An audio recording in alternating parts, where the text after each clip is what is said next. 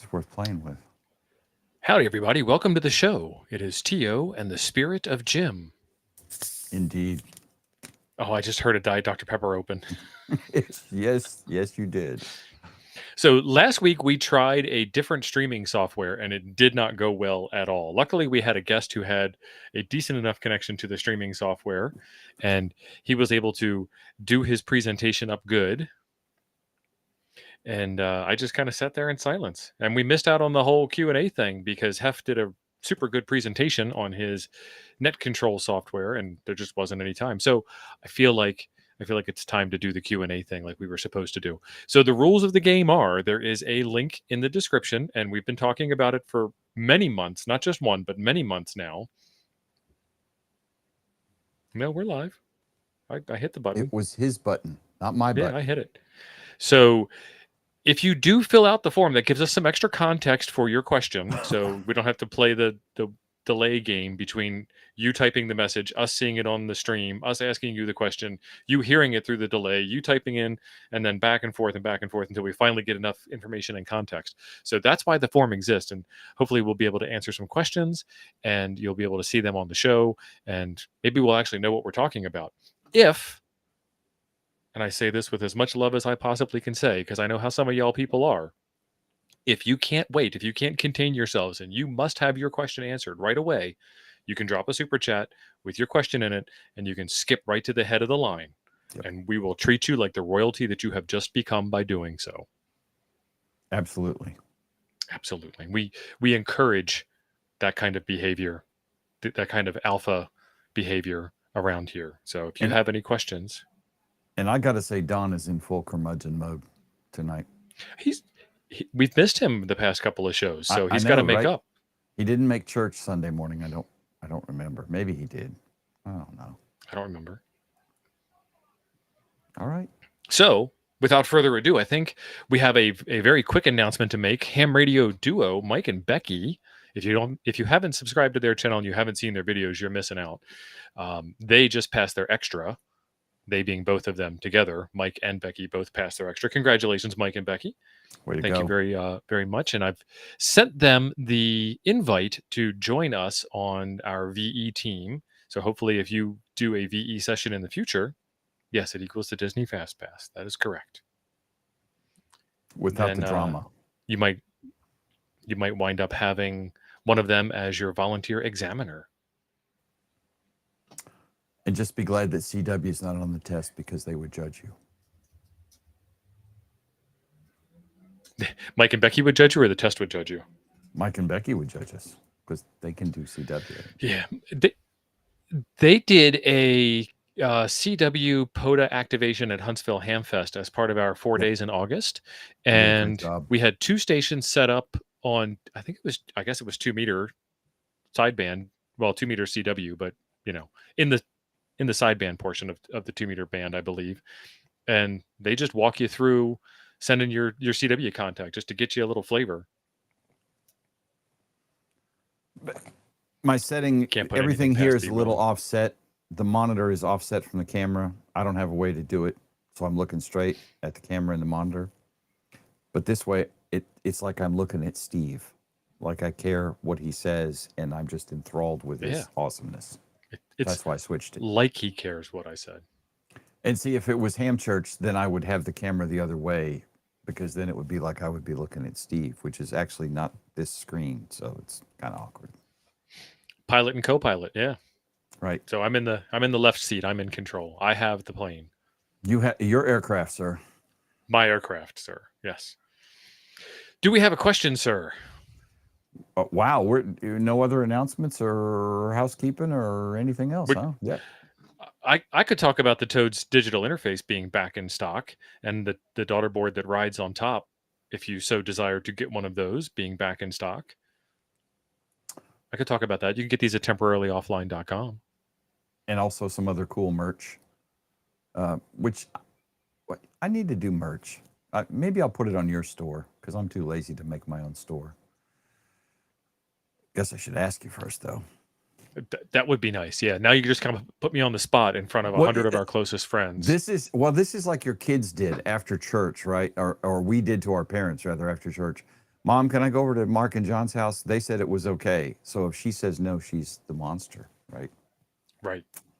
Because now you've got to go tell Mark's parents that, my mommy won't let me. She My thinks mom you said I guys are can't come over. weird. No, She says I come back smelling funny. Yeah. Indeed, Man, Jeff. CT. It's going to be more than that. Oh, hold on. We have a front of the line question. We haven't even gotten our first question out, and Don's already buttoned in line. Welcome, Don. Good to see you again. Do you guys know where one might get a 220 repeater and all the fixins? Seems Bridgecom doesn't carry them, and I like you guys. I do not know. Don't know. I think Hayden would be the one to talk to about the controller, and then just bring in a couple of your favorite radios. Well, I mean, could you use... yeah, Hayden would be the one to talk to. I'm not even sure of all the pieces. Yeah. Right, because you need the cans, and then you need a controller for it, which I think you can use a Raspberry Pi. You can do a Raspberry Pi, and you can use All-Star as the controller. And thank you, Don, by the way, for the super chat. Yeah, thank you, Don. That's why you are our favorite curmudgeon, sir. No offense, Jody. You're our favorite Canadian curmudgeon. That's right. Jody, are you in one of the 4 provinces that is thinking of joining us down here, down south?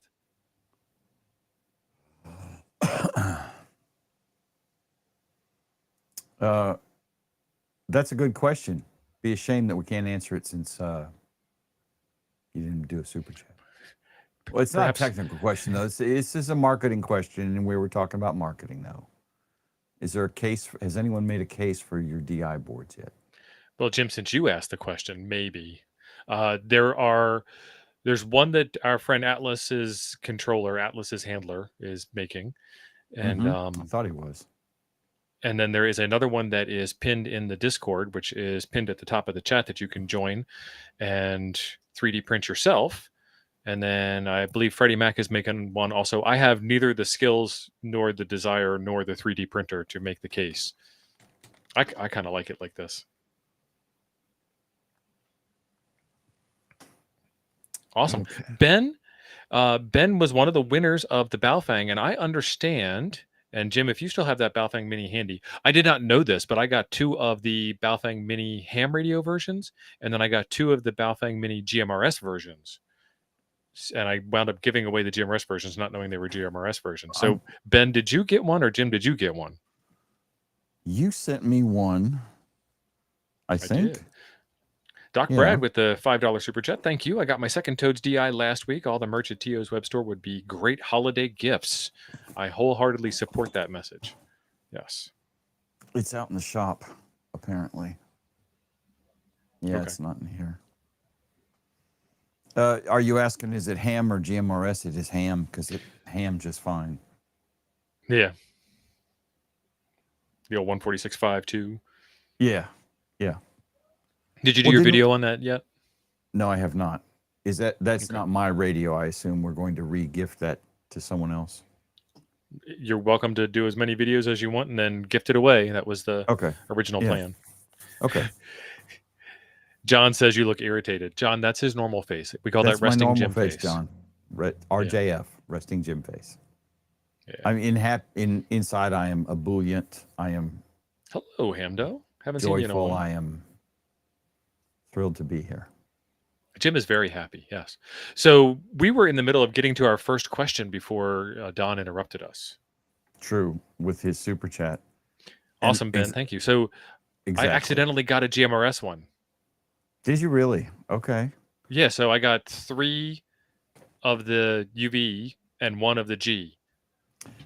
Okay. So I don't know if you've tried this. Have we tried like pressing buttons when we turn it on to see if it'll flip I have tried and I have been unsuccessful doing the typical. I did, what is it? Press PTT and 1 and turn it on, then PTT and 2 and then 3 and then 4 and then 5, and none of it did anything special. Did you try power on PTT in one of the function keys? I assume it has a side function key. I can't remember. I guess we're only doing super chat questions tonight. I don't know. It has a special side function key. So let's. Yeah. It's got 2 PTTs. So I'll do the special key and turn it on. Nope. I'll do the dual PTTs, both of them pressed and turn it on. Nope. A and PF1. I feel like I'm playing a guitar. Oh, that changes it to channel mode right on boot. B and PF1. Ooh, update. There you go. So there's a firmware update thing. It's waiting for an update. It's not doing an update. John, thank you for the $5 super chat. Did you press star? Oh, hang on. So star right there. That's hard to see backwards like that. Star under the EXT key, not the EXT key, and turn it on. Nope. AABB, up, right, up, down, left, right. I can't remember the Nintendo sequence. A and B are the same key. It was up, down, left, right, BA, star. Sure. I don't remember it. Frank's got it. Frank was a nerd. Shocking. Frank probably Googled that.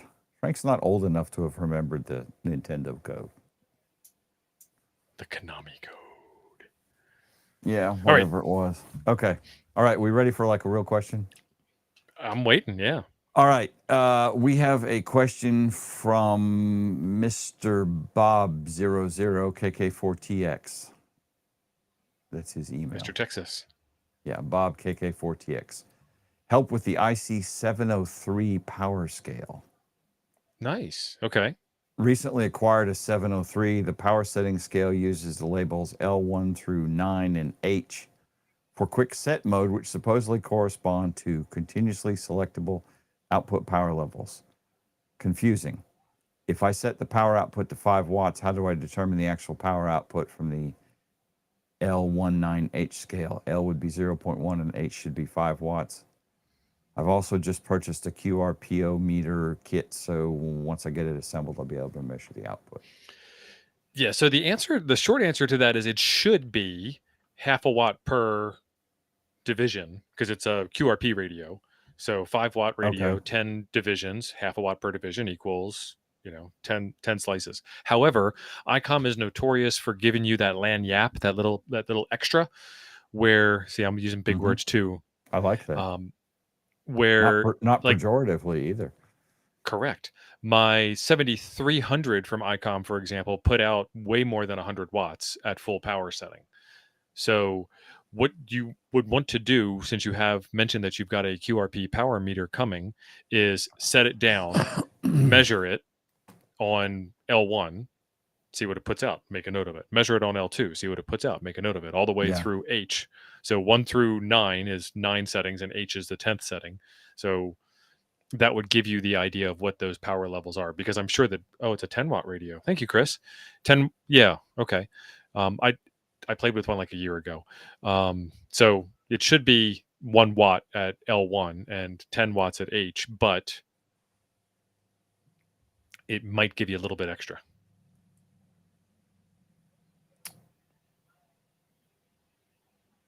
All right. Okay. Oh, and Kansas Jeff is absolutely correct. What? It may be different on each band. Yeah, that's a good point, because UHF is typically, for whatever reason, I have no idea, usually less power than VHF. I think this is HF only. Oh, 703. The 703 is HF with a tuner. The 706 is all band, all mode, no tuner. Okay. 100 watts. I guess I assumed it was all band. Yeah. And then I would assume that you're also talking about running this on battery power. So as your battery gets more and more consumed and gets weaker and weaker, it's going to put out different amounts of power. But we're really like splitting hairs on it. The short answer is measure it and make note of it. And another cool thing is try and run it on like 9 volts instead of 12 volts and see how low you can do. That's what Chris is saying. On 9.6, it's like 5 watts max. Yeah. And you might find that you can get more battery life out of it by running lower power on different sized batteries. So Mike, the Traveling Ham, KE0VIM, check out his YouTube channel. He did a series on the FT891 on battery power and tried reducing the power to extend battery runtime reducing the radio's output power. And the radio consumes a ton of power no matter what power setting you have it set on. So don't even bother, is what his answer was. See, I wasn't really familiar with the 703. I don't think It's I've a neat ever little even radio. seen one. Yeah. I've done a bunch of videos, so thanks for watching. I wouldn't have watched a video on a radio I don't have. Weirdo. I would have watched a video on a radio I coveted, but I haven't been coveting that one. So, yeah, I'm just saying. It's a neat little radio. Okay. Let's see what else we got. And KE6VDW NJ wants to know if you will come hang with us at Hamtastic this year. We'd love you to be there. I think he emailed me also, and I think I missed it. I think it's already happened. Too. Yeah. Hamtastic. Let me do a real quick lookup. Additionally, he'd like to know why people like FT8, since I'm new at it, never really played with it before. Oh, it's in San Diego. So sorry. No, I can't enter the People's Republic of California. They banned me. Yeah. Well, Steve and I have outstanding warrants against us in California. It is October 18th, 2025, 7 a.m. until they're done at Fiesta Island, San Diego. To be fair, he sent that question on September 15th. Yeah. So there is the website for it. All right. You ready for another question? Yeah.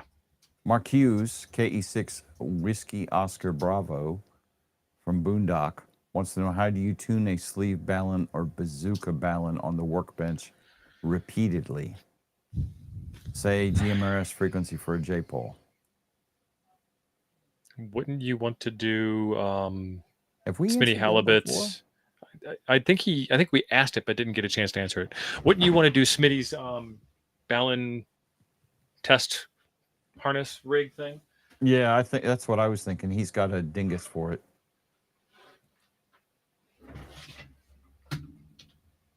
Are you finding the dingus? No.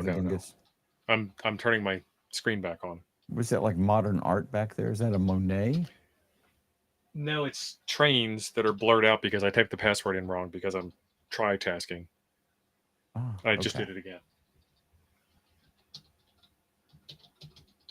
Mark is in here. He said that was last month. Well, Mark, we got to you, man. I mean, I don't know that I have a good answer for it. I think that's more advanced than I know what to do with, but that's what advanced. I would. Yeah. Because he said sleeve balun and then he said J-pole, and that's where I got confused. A sleeve balun or a bazooka balun on the workbench, say GMRS frequency for a J-pole. Let's see if there's an image of a bazooka balun. I might be get myself in trouble. And talking about FT8. Yes. That while you're looking up pictures, I'll talk. Or whatever you're looking up. You know, FT8 is, you're doing something, you want to play radio. I don't know. I mean, I'm watching. Was that one YouTube of the questions videos. in the sheet? Yeah, it is. It was the last question, and we kind of skipped that part and went on to Boondock because that was my But FT8 doesn't require a whole lot of attention, and you can make contacts. I mean, I've got worked all states on FT8. I mean, I'm sure that the professional contest people are like, whatever. I've got worked all states on 6 bands on voice or CW. Yeah. DXCC, yeah. 6-band DXCC. I enjoy FT8 is playing with the radio. And it's a good way to test antennas because you can get immediate feedback with PSK Reporter or FT8.live, which we showed yesterday if you were at church, on how you're getting out. And that's actually how I got Antarctica. I've got worked all countries as well. Not worked all countries, worked all continents. Right. Because I got Antarctica on FT8. So it's good for DXpeditions because they will run FT8 and you don't have to try to break the pile up as hard. They run a search and pounce mode, Fox and Hound mode, sorry. And I like it for testing out antennas because you can actually see the far field. I know you can do it with Whisper too, but I mean, I think they're both cheating, and I think Whisper might be cheating a little bit harder. I'm not 100% sure how I feel about that, but there's a lot of people on FT8 and I can get good results in 15, 20 minutes and go, oh, okay, this antenna does this thing. And then I can literally swap out a different antenna on the same mount and run the test again hopefully before the band conditions have changed that much, which is another thing you have to worry about. Grid tracker worked all grids. Moon bounce is something that you can do with the FT8 software, but it's not FT8. Mm-hmm. And really, it's like anything. I mean, why do people ride bikes? Why do people ride bikes on mountain trails? You know, like you just find a thing and you just kind of do it until you're bored with it, and then you find something else to do. Like doing a POTA activation on sideband is actually faster than doing a POTA activation on FT8. But when I did my kilo in a weekend, I did FT8 while I was, like Jim said, while I was making dinner. You know, I can keep the contacts rolling while I'm cooking, and it's harder to do that. It's actually probably impossible to do that while sideband. I guess you have to have a headset and Vox in order to have both hands available to cook, and then I mean, guess you just log somehow. We were all at his campsite at Huntsville. Me, Don, I don't remember who else was there. There was 4 or 5 of us. Yeah. Mr. and Mrs. Steve, and he was being a gracious host, cooking food and working a kilo. You know, it's an easy way to do something like that. Absolutely. Yeah. Did you have more? Do you wanted to share, or are we ready for another question? I think we're ready for another question. 45 is asking, another YouTuber recommended FT8TW to work FT8 on Android, and left a link for a GitHub address. So FT8TW is a copy of FT8CN, by the way. TW being Taiwan and CN being China. Can I finish? Hold on. No. The idea is to go from my Android phone directly to my 7100. Now, with your knowledge, because I didn't know what that was. Yeah, you could certainly do that. You might need to kind of figure it out along the way. You do not need cat control to do FT8. If you have it, it's great, but like you don't need to change the frequency on the radio. If 20 meters, it's 14074. It's always 14074. So, you know, you can do Vox, so you don't even need a PTT. I don't know if FT8TW supports Vox, but I think the radio, you know, you just turn the radio on and tell it to Vox, and don't worry about it. Yeah.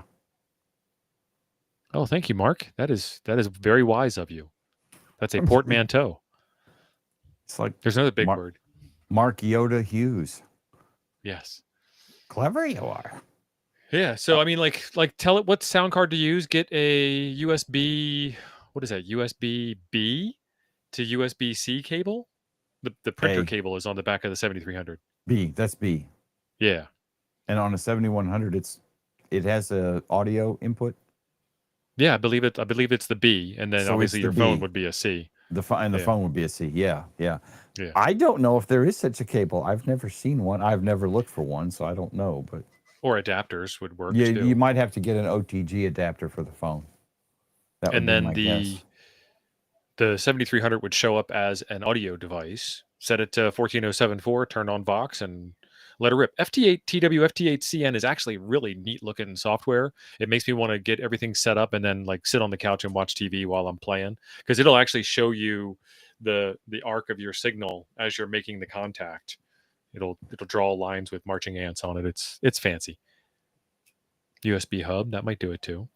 Yeah, that's what I was saying. An OTG hub. It's an adapter hub for cell phones. FT8 on sideband on 2 meters and 70 centimeters is on my ham bucket list. He was asking a question. I was ignoring it. I didn't actually technically answer it. I just said it's on my bucket list. Okay, good point. Fair point. I kind of just weaseled my way, like backwards rationalized my way out of that one. Hamdo, show, man. You do you. Rules buddy. of the game, man. Rules of engagement. Rules of That's engagement. Right. You have to ask a question in the form of a super chat. This is kind of like Jeopardy, or you can put it in the form and you can wait your turn in line like everybody else. And if you didn't get it in the form before tonight, if you put it in the form now, it will show up now, and I can read it now. Because I see some questions from today, 8:30 this morning. But yeah, thank you, Frank. Today's the 50th anniversary of the wreck of the Edmund Fitzgerald. People, just saying. 45 had another question. We'll allow it. It's okay. If you want to buy an attenuator to Hamfest, how do you test prior to purchase? 4.5. I just did a video on this. Bring your tiny SA with you, not your tiny SA. You can do it with a tiny SA, but bring your nano VNA with you, your test standards, your case, everything that you need, and you will take care of it by plugging it into the S21 to S11 port and running a log mag. Yeah. And measuring with and without the attenuator in there and taking a note of the number. That's probably the easiest way. I will tell you, 4.5, I would probably be entirely too lazy to do that. For the price that they usually are, yeah. I mean, they're like $5. Take it home. Play with it at home. Yeah. And honestly, unless, I mean, not that it can't happen or not that it hasn't happened, but unless someone has egregiously overpowered it, there's not much in it that can break. They do go bad. I've had 2 that have gone bad. Well, yeah, but that's probably because it's had too much juice run through it. I mean, it's basically just a resistor pack in there, right? Yeah, and heat dissipation. And heat dissipation. And the heat would be a problem if somebody's put the beans to it too much. What do you mean we got Bizarro Jim? I'm the same Jim that I've always been. No, you're turned backwards. Oh. I turn backwards every Monday night. So I'm facing you. Okay. Yeah, we're back to no names, John. Did I use it after my expiration date? No, I mean, I've had 2 of them. They've both gone bad, and it happens. Happy birthday to the Jarheads. What? That's right. That's right. I'm not prejudiced. Some of my best friends are Jarheads. I got birthday wishes from one of my Jarhead high school friends. Cool. Good guy. Okay. Let's see. Liberty Cave. Mr. Rick. Can you run your radios wired to a battery and leave the charger connected instead of buying an EXP, an expensive switch? This thing is not wrapping. Hang on. Let me fix that because that is annoying. How do you make this thing wrap? Oh, I don't know. So yes is the answer to the question. Yes, you can have the charger plugged into the battery, charging the battery while you are consuming from the battery via ham radio. However, it should be absolutely fine, but you need to charge a battery with more voltage than the battery delivers when it's not being charged. So these big lithium iron phosphate batteries are rated at 12.8 volts, and you charge them with 14.4. So keep that in mind. If your radio has a 13.8 limit and never shall you pass 13.8 volts, then don't do it because you'll have 14 volts on the wire, but the power goes where the power is pulled to. Well, I don't know that was all his question. I had to expand the cell out because it was a very long answer. And just leave a charger connected instead of buying an expensive switch, or the expensive switch is fast enough to prevent a loss of radio computer current configuration. Is he trying to UPS? I think that's what he's talking about. So Epic PowerGate is the product that you'd be talking about. Hang on. I'm. Is there more to this question? Oh, yeah. And I got to keep expanding the cell out because word wrap is not enabled. And no. Technovideo is saying first lay down a thick beat and then start rhyming. And then you'll have a rap. Yeah. All right. Now I got to go all the way back over and find the question. There it is. Base station set up with a radio like the SBitX, where you do not want the Pi computer inside to reboot, losing your current configuration as an HF APRS digipeating iGate. You want me to reread all that again?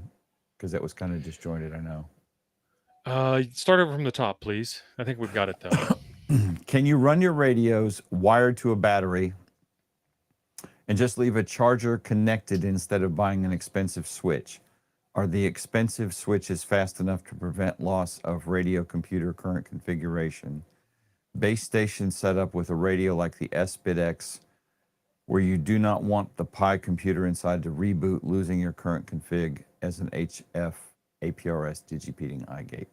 It sounds like a UPS. And yes, if it's a UPS, you can plug it in, You can unplug it. It'll run on the battery. However, with the UPS, it's going to beep obnoxiously at you when it doesn't have wall power.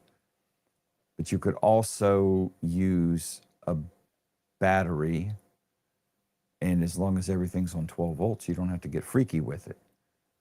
If everything's not on 12 volts, you'd potentially have to insert buck converters to step down 12 volts to 5 volts for the Pi, for example, is not 12 volts. Unless the Pi 5 is, I don't know, but the other ones they're not aren't. 12 volts. They're 5.1 volts. Yeah, well, exactly. Because they're special. Yeah, so Epic Power Gate from West Mountain Radio. And you have one, Jim. You have something similar. I have the Astron. I can't remember the model number. It's similar. So what you do is you plug your workbench power supply into this dingus. You plug your radio into your power distribution block into the dingus. Then they make 12 volt to 5.1 volt buck converters to power the Pi. Mm-hmm. And then you can plug a battery into this power gate device or this Astron device. And when shore power is lost, it will automatically shunt you over to battery power. And I don't think you even need to do that, though. Yeah. So if you have, and I don't have one at hand to show you, but you guys have seen them. Hell, you can make them and 3D print them. You take a power pole distribution block with your 12 volt battery and wire up a buck converter or two as required and put that whole thing in a case, and buck converters for your USB powered stuff, 12 volt Andersons for your 12 volt stuff. It's on battery. Take the whole thing home, plug the battery into the charger. You don't have to disconnect nothing because it will charge the battery while the Pi is still running. I mean, there's like 5 or 6 ways to slice and dice that. Yeah. Just run them all off a battery and then plug your charger into the battery as well. Yeah. Yeah. You don't need a charge controller for that. You could use a charge controller because that, the two I have both have USB ports on them, as well as obviously 12 volt output. So you can charge the battery on solar while you're running your radios or your USB stuff at the same time. Yeah. So Atlas's key grip is saying Pi sugar is just a UPS for the Pi. So that would apply to a regular Pi, but this thing that Liberty Cave has is the SBIT-X, which is a radio with a Pi built into it internally. Mm-hmm. So there's no place to put the Pi sugar. Yeah. And I mean, you might be able to ham it up. Sure. Yeah. There's a whole bunch of ways to slice that. That is a true statement. And so either way would work. The Power Gate dingus or the Astron dingus. Or honestly, if I was building it, I would build what I said because it's going to be cheaper and just as easy. Yeah. So like in my RV, I would use the Power Gate, and I got one, but then skip it. What I have in the RV is shore power to 12 volt converter to run all the 12 volt stuff. And then when that disappears, I can also run directly off of the battery. But it didn't make any sense because my RV has a 12 volt system that already runs off of battery. So I moved it on. I rehammed it. Mark gave us some more backstory. So back to the J-pole. J-pole is an unbalanced antenna. Okay, so it creates common mode return current that has to be choked. Okay, you can either use a bunch of ferrites or a quarter wave sleeve mount.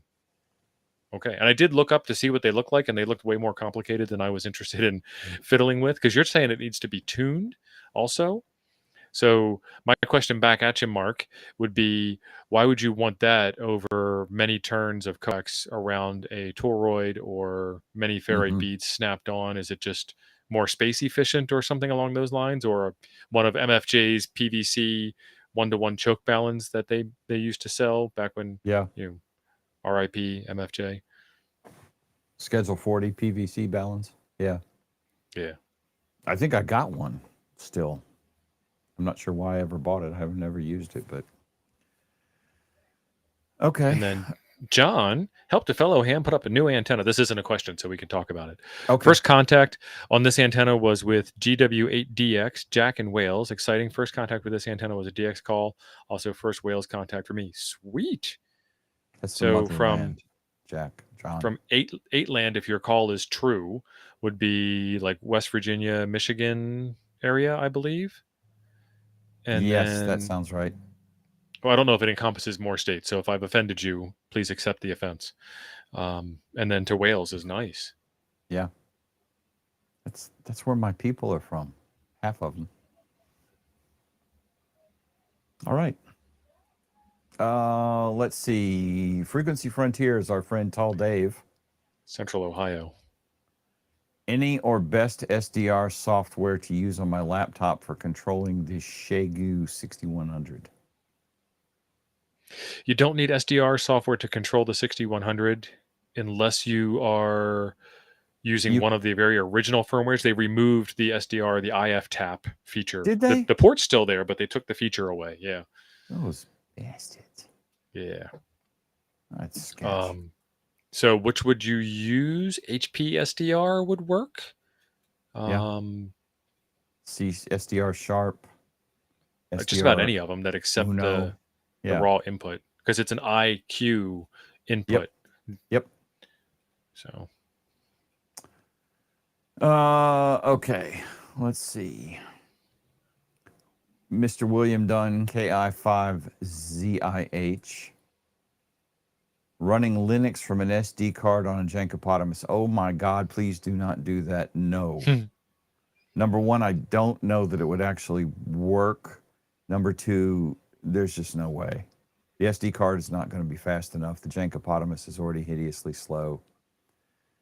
What I would suggest, and I have a Jankopotamus that runs Linux quite well for the Jankopotamus, pop the back off, buy a different drive, and put a Linux drive in it. Just format it with Linux and move on. So there's two tricks. There's two gotchas to that. Number one is the 64 gig internal hard disk, quote unquote. Is it? We'll call it hard disk. Is it EMC? It's eMMC. Oh man. Some models of Jankopotamus, but not the one that I got. We're talking about the Evolve 3 Maestro laptop, which is NLA, no longer available. Unless you want to pay like $400 for it. It's not worth $400. Don't do it. Some of the models had I'm going to get the name of this port wrong, but it was the PCIe version of the interface that you use for SSD drives that was like half height instead of full height. And it was designed for you to shove a cellular modem into it so that you could get on cellular, but you can just as easily get the half length. You know, we're all adults here. I'm going to put a box up on the screen. NVMe. I'm going to put a box up on the screen, and if you know what the term is, pull it out of the box, and we're good. Yeah. Here's an A key or B key or whatever. Yeah, it's crazy. You can put a small hard disk in there and then load it off of that. Yep. Yeah. Again, pull the word out of the box on the screen, stick it in your ear, and you'll be fine. I don't remember. We're all adults here. I don't remember what mine has in it. I don't know that I've ever looked because I never cared. I did de-window it the other day. I was really bored at work, so I hadn't had the Jankopotamus on in forever, and I pulled it out and loaded, I think, Mint on it, and it seems to work fine. Still, it'll never be a beast. The problem that I had with it when I put it on, I've got a couple of videos on my channel of doing it, is that they did not have native support for the Wi-Fi, so you had to recompile that. That may be fixed by now. It is. So you can add it. It's just a extra step. And it didn't have support for the built-in sound card that was in it, so you had to use a sound card dongle or just plug your USB radio into it, and it didn't matter. But if you needed actual official onboard sound in Linux, good luck. But then this was years ago. So I didn't have any problem with the Wi-Fi. I didn't test the sound because, I was never going to use it for sound anyway. Oh, he had a spicy pillow. Okay, let's see. The next question is from KA0NCR, Mr. Arnold Grubbs. Would there be any danger to running while transmitting your radio antenna close to solar panels when hooked to a solar charge controller? Would or could the RF be rectified by the panel and cause your controller to be damaged? Should they be? Oh my God. I'm going to fix this thing so it word wraps. Should they be disconnected when TX due to close proximity? I can't imagine, unless you're running 1500 watts or something crazy, that it's going to be any kind of problem. Yeah. Now you're going to have more problems with RFI from the solar charge controller potentially. Like you might want to be a distance away from that on purpose for a completely opposite reason. But also, you start off the question with, would there be a problem with running while operating? We're hams. We do not run. That is not what our people do. There's no running in ham radio. Unless you're one of those weird fox hunt Olympiads. This is a hobby of 1,000 hobbies, and God bless you all for trying, but bless your hearts, as they say in the South. Ain't that something? Yeah, ain't that something? Yeah, we're not the running kind. He's thinking of mounting 3 or 4 200-watt panels on his van for off-grid RVing and operating radios. I would have a 6 meter, 2 meter, 70 SEMs, and a 220 mag mount verticals placed for good separation around the roof of the van. Oh my God. Is this the same guy with the solar panels? Yeah, I have to keep expanding the damn cell out. And the question just keeps going on and on and on. So as an example, I have 2 400-watt panels directly above my head. And over here, you can see the battery and the charge controller, and you can't see the inverter because it's just off the screen. And they're a little noisy, sure, but they're 20 footers. If I'm 20 feet away, the noise is gone. So, these are the compromises we deal with.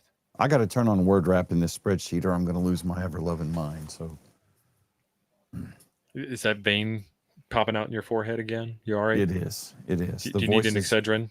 The voices, all 4 of them in my head right now are really loud. So Interstellar Starman says he just got Portugal last hours. Yeah. So you guys have watched some of my recent videos on doing antenna tests and mounts and so forth. I do FT8 to get the fancy coverage maps for y'all because I love y'all. And that's in this ham shack with the antenna directly in front of this wall. And, I still make contact. So it depends on the mission you have at hand. If you're trying to, head down the road and talk 2 meter on your radio and you have solar panels on your roof that are doing some charging, I would rather have fully charged batteries when I arrive at camp and a slightly compromised 2 meter setup. But overall, it's cool. Are you back now? Did you get word wrap working? No, I'm Googling. But then John wants lasers. It's not working. There they are. Patience. Let's see. Don't you have Gemini? I do. Hey, Gemini. I'm trying to do it, but you're talking to me and I'm talking to you, and it's taking forever. You ready for another question? Man. You should be able to multitask. Yeah, if you're ready. No, I'm not. Steve, I saw your 10-meter radio video earlier today, and you have an AT100 antenna tuner. I do. This is from FlabQuarv7. No spam at hotmail.com. Well, you won't get any spam at hotmail.com anyway. Didn't they shut that service down? I don't know. I stopped hotmailing in 94, 95. I never hotmailed.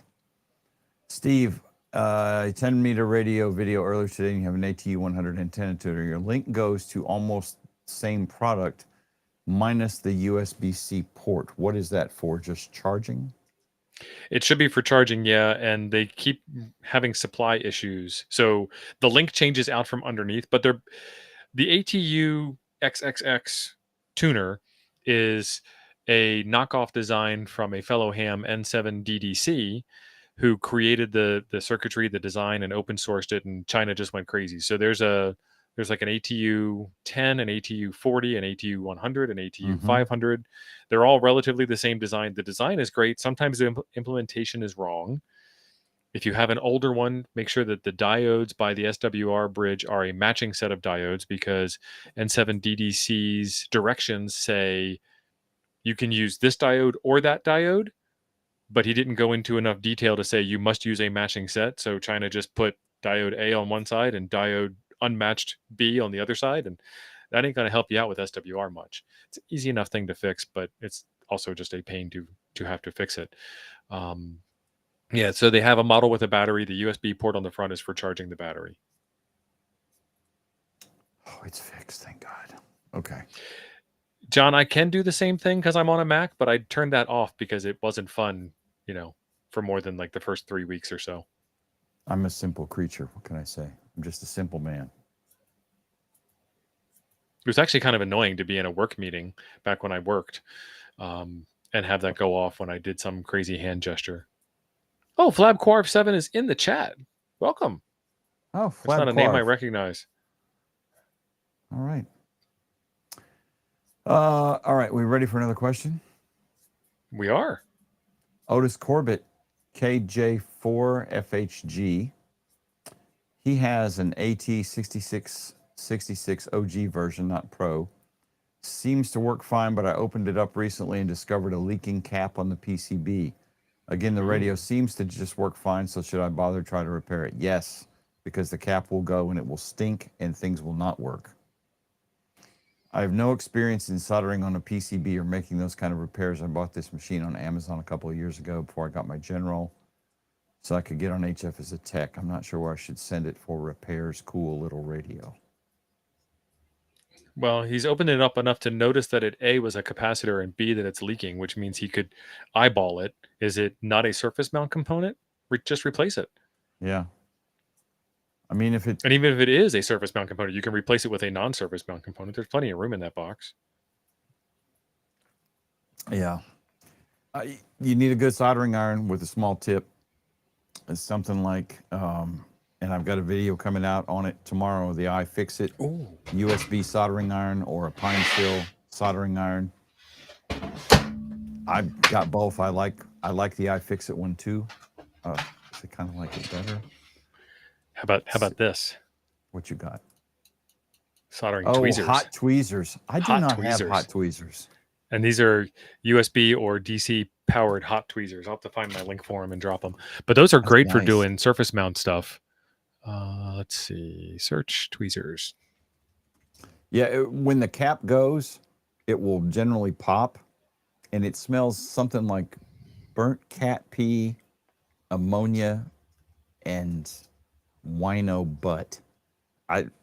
It's horrible smell. Sometimes they're a little fishy too. Could be. Yeah, it's a weird smell. It's not pleasant. And another trick that I found for doing surface mount soldering is hold close tweezers. Normally when you squeeze tweezers, you have to squeeze them to grasp the thing.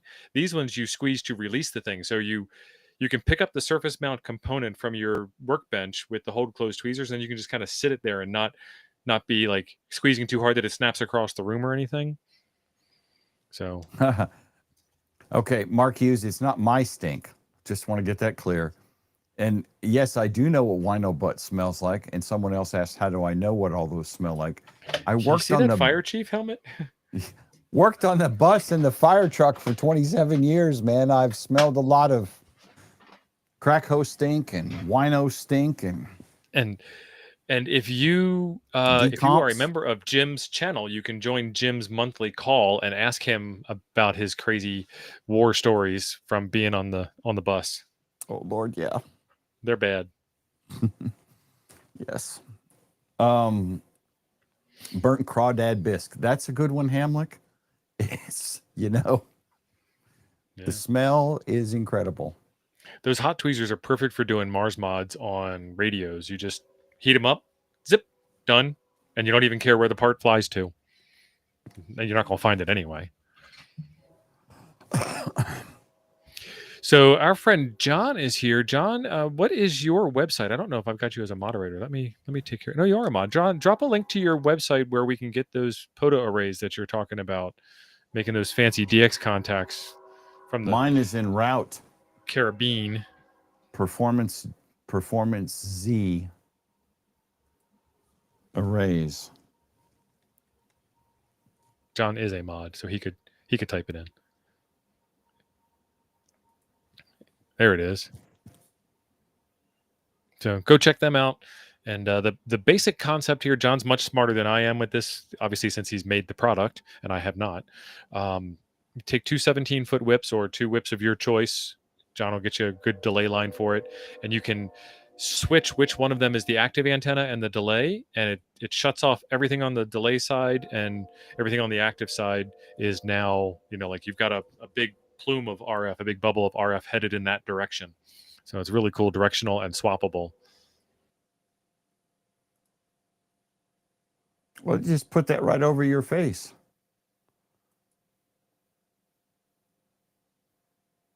Got rid of me too. I know. Oh, I'm back. When I shared it, it just wiped you out. This is the thing when the rookie has to work his first decomp case. That's kind of how it goes. Just saying. Yep. So, anyway. All right, now I'm on the wrong side. Got it. Weird. Okay.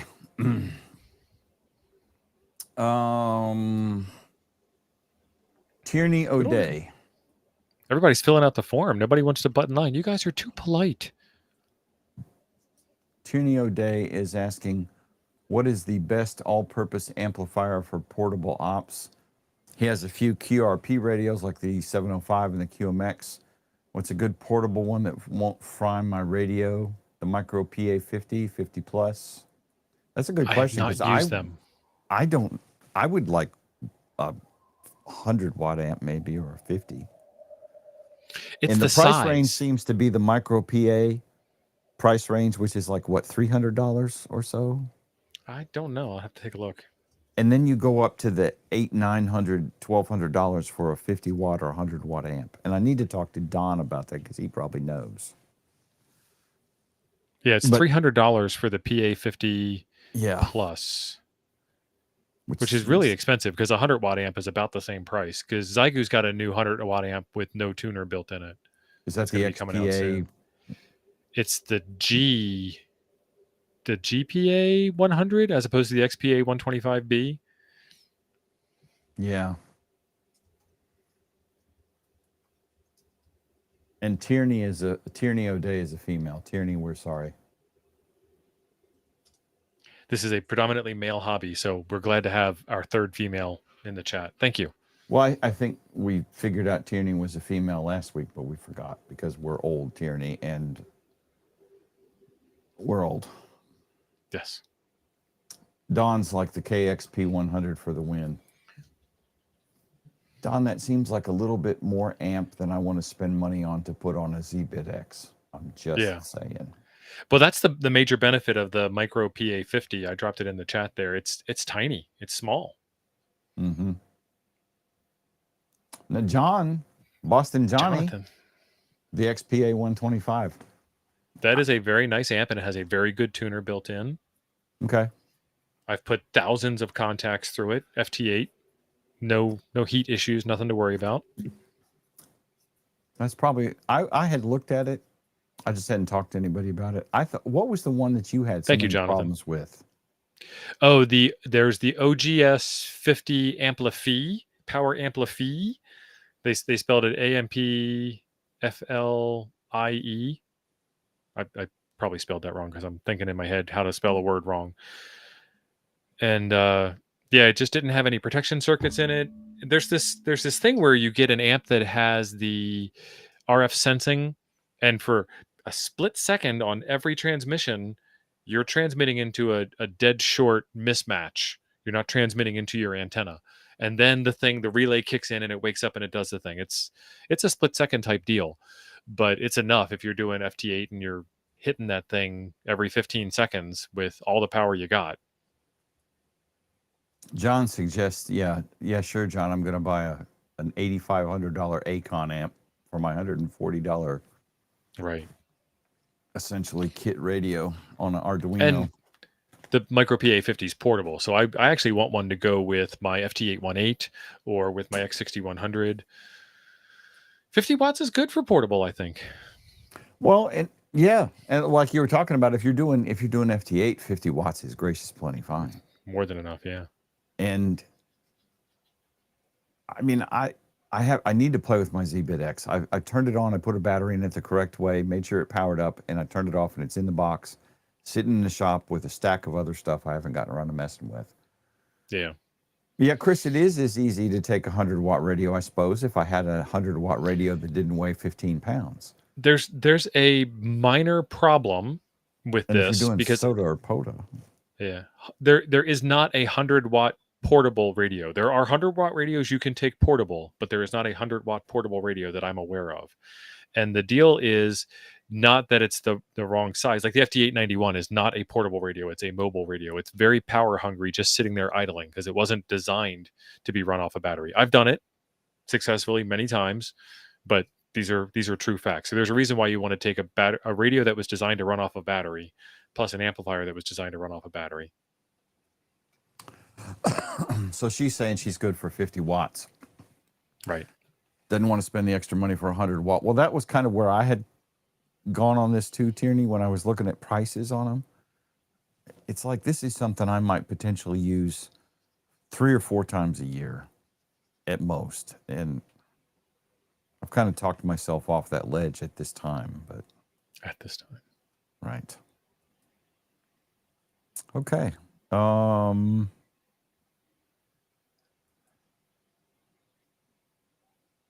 Let's see. We got that. We got that. Oh, the FT897. Yes. Don't you guys have Sherpas? I do. Craig, Whiskey 5, Charlie between the whiskeys. Our friend Craig is asking if you could choose a 2-meter radio to connect to the Toads DI with DB6 to use as an RF link to a repeater, which had the simplest interface possible, what would it be? Asking for a friend. Using for Echo Link and Skywarn Plus. The old 8800, 8900. I was going to say the Yaesus. Yeah, I think I have an FT1500 and I think it's got the 6-pin DIN on it. I'm almost positive. It does. I've got one in a box back here waiting for me to get to it. I got mine for $20. I mean, can't beat that. No. So there's the 6-pin connector on the Toads DI, and that's the connector you're looking for on the back of the radio. And this is one of the very few standards that exist among many ham radio manufacturers. So like your Kenwood 710 that you have, Jim, that has this connector on the back of it. The ICOM 7100 has this connector on the back of it. The Yaesu 8800, 1500, etc. They all have that connector on it. Some of the newer Yaesus have the 10-pin connector, and there is a very expensive Yaesu cable that is 10-pin to 6-pin adapter. The DR135, I think, has the 9-pin on the back, doesn't it? It has a 9-pin, but I don't think it's a serial port. It's not a serial port. No, it's just a 9-pin because it was connector, cheap. Yeah. Well, that is what I'm running my iGate with right now, is the DR135. Yeah. And I had to get the little interface board called the Rim Light, which breaks out that 9-pin to USB, audio, and serial, so I can control the radio through Direwolf. And we have a friend in VK land whose name is also Steve, who makes a small PCB with the 6-pin on it that goes inside of that radio. So you remove the 9-pin and you put this thing in, and now you have an actual 6-pin connector. Because this is a PS2 mouse port, but obviously this is not wired for PS2 mice. It's wired for ham radio audio. Right. If only there was a standard on connectors in amateur radio. Well, I'm lucky. I'm happy that they're starting to standardize on USB audio interfaces. But this is designed for all of those radios that predate 2018 or so, when USB started to show up in radios. That's before my time. Well, it's before my ham time by about a year. So I don't know what's the birth date of the 991A and the 7300. Yeah, I want to say 2016 as a guess. I know that the 7300 is 2016. I believe the 7300 was 2016. And Night Cry is see you later, have Paul. A good night. Have a good evening. Take care, brother. All right. We have one last question, so we're going to have to take freebies, I guess. These people holding out. Well, we got one last question, and we've got 30 seconds left to answer it. Oh, well, timing is fortuitous. That's serendipitous, even.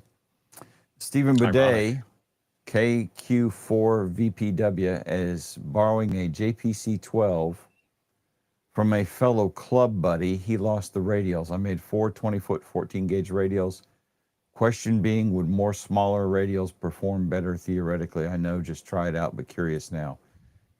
Callum, on the Venture antenna, the DX Commander Venture, which I just bought and put together 2 or 3 weeks ago, he's pimping 2 2-meter radials, 5 bunches of 4 or 4 bunches of 5, take your pick, 2-meter radials. And I don't think it's length necessarily of the radials so much as it is the amount of metal on the ground. It's metal on the ground. It's a reflection. You're creating the missing half of the antenna, which would, in the case of a vertical, would be reflected off of the actual dirt, the RF ground that Earth provides itself. Right. And some places you go where the soil is really sandy, the RF ground is lower beneath the dirt than the antenna has the ability to couple with. So you bring your own ground. And sometimes you just want to make sure that the ground is exactly what you want it to be, and you force it into existence by dropping radials on the ground. Mm-hmm. Radials lay on the ground, counterpoise is above the ground, and usually a counterpoise needs to be tuned. And it's just amount of metal on the ground, like Jim said. So I run with 4 10-meter radials on my portable setup, but more would be better. And I'm going to try this, 2-meter thing because it might pack up easier. It might not. Well, what I have found here, so on my DX Commander Classic, I have 5 bunches of 3-meter radials, which is 16-ish feet long. And where the antenna is, not really optimal for radials that long.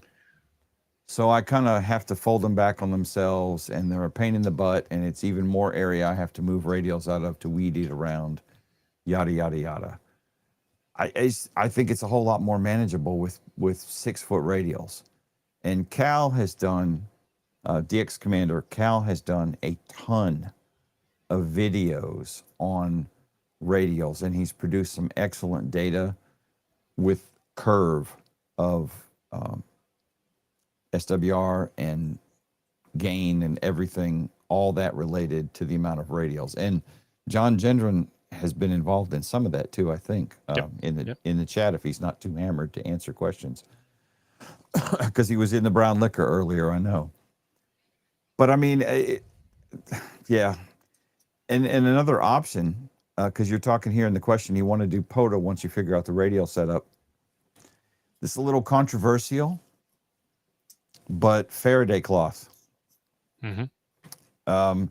Our friend Evan Thorson, we talked about this yesterday morning on Ham Church. Y'all missed it if you missed it. Yeah, Evan just did a video this past week where he set up a vertical with a Wolf River coil, no radials, ran SWR sweep using a Nano VNA. Did he use a Nano? Yeah, he used a Nano instead of, a Rig Expert. And then he literally spread out Faraday cloth under the antenna, did not couple the cloth to the antenna. No wire. Just literally spread out the Faraday cloth, and the SWR was hugely different. And I mean, it's a ground plane setup is what you're creating with the radials. Yep. So, and I saw this one time, and I need to go find this. I actually want to do a video on it. I read something one time that depending on frequency, there's so many square feet you need of ground plane. And although the radials are not, contiguous square feet, they take up a square footage of area kind of thing. And there's some math involved in that. But the Venture has been working like gangbusters for me. I'm using it with my Yaesu FT 1000 here, which admittedly is a 200-watt radio, but it's picking up like nobody's business. And it's sitting in the front yard. Don't tell Julie. She hasn't seen it yet. No, it's on the one end of the house. Her car is parked in the carport on the other end. She never notices it. So, yeah, I mean, I would go with more shorter. Like I said, on the DX Commander, he's using like 5 bunches I think that's right. 5 bunches of 4 2-meter radials. So 6'6", 6'7". Call it 7 feet if you want, or call it 6 feet. Yeah. It probably doesn't matter a whole lot. Mark brings up an interesting tip. If you are studying for your ham test and you don't like math, you can actually skip all of the math questions and still pass the test. You can't get any other questions wrong at that point, but you can just skip them completely. Right. And see, the venture, even Don agrees. Don and I we are one mind on the venture. Go play the lottery tonight, folks. One heart. Don, one heart. I don't think it's going to do it. I can never get it to heart. There we go. So see, Don and I do agree occasionally.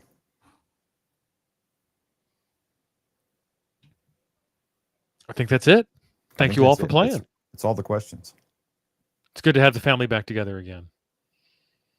Yeah. Next Monday I haven't planned yet, so we'll have to figure it out as we get closer. Right. Okay. I'm not talking. I'm waiting for you to close out the show. I'm done. It's just going to see how awkward this could get. Yeah. It's pretty awkward. I'm going to hit the button then, Steve. All right. Thank you, Jim. Thank you, everybody, for watching. Y'all have a great evening. See you guys.